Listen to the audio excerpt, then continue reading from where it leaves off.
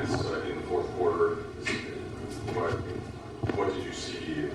Was there anything about tonight's game that kind of impressed you about the way that the fourth quarter went? We did a really good job executing.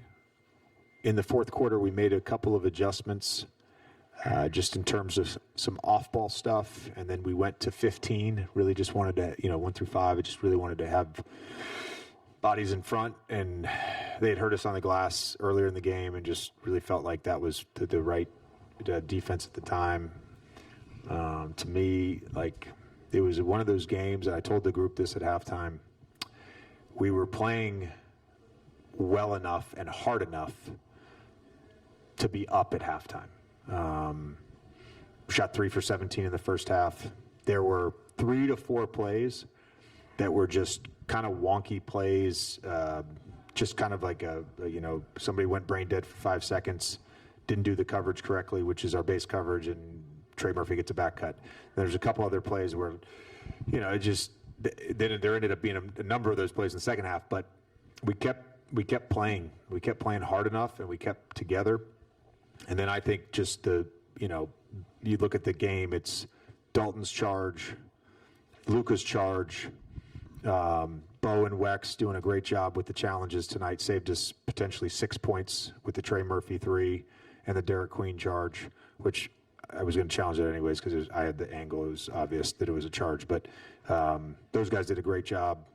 And those, it doesn't always happen this way in basketball, but it's not like football where 1 or 2 plays can swing a game. Really felt like in the first half, those plays went against us. In the second half, those plays went in our favor. How good was LeBron? And I'm thinking partly about the start of that fourth quarter, but obviously it wasn't just that. It had a pretty complete game. No, he was awesome tonight. Just kind of took over to start the fourth and got us, that group got us the lead back.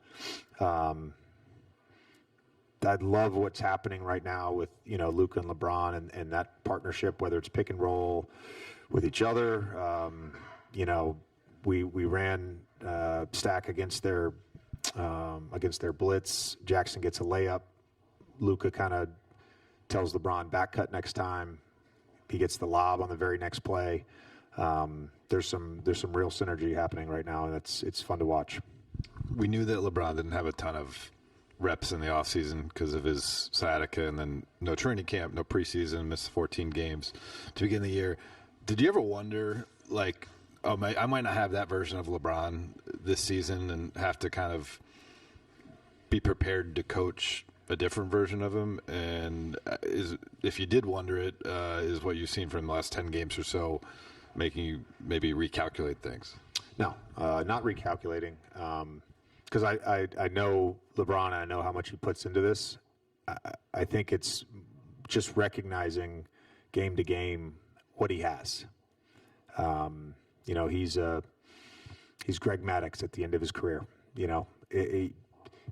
Every night he doesn't have his best stuff, but he has enough to win. And you just got to, I'm his catcher. I've figured out, how to call the pitches. Sometimes he tells me to F off, and he calls his own pitch, which is fine too.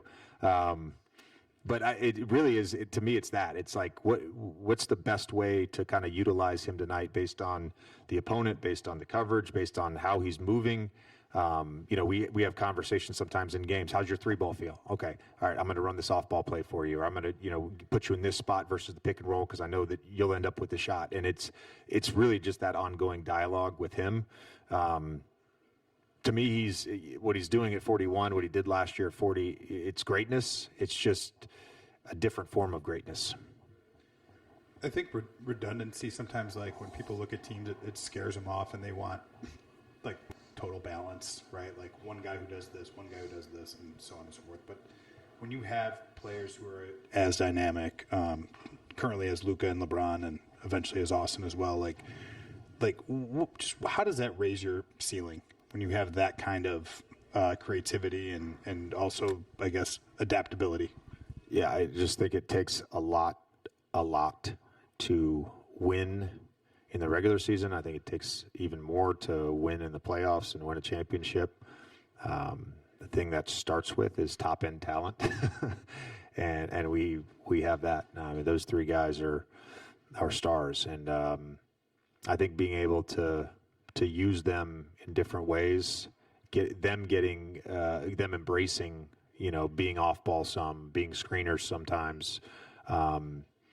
They're naturally going to want the ball in their hands and play pick and roll, or will want the ball in their hands in the post or the ISO. But them being open to playing in a myriad of ways has been really good for us. The last three that Luka made, loses the ball, gathers it, he shoots over basically three people, including his own teammate. Yep. Right. Is it not surprise you at all that he takes that shot and he makes it?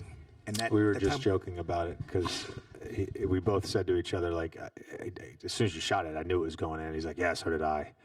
And then he's like, I just can't make a normal shot right now. But he's the thing I love about him. He's always hard on himself, and he takes accountability for that. And if he had 30 and 10 tonight and shot 50% from the field and felt like he could have played better, that's just how he's wired. Yep. Thank you.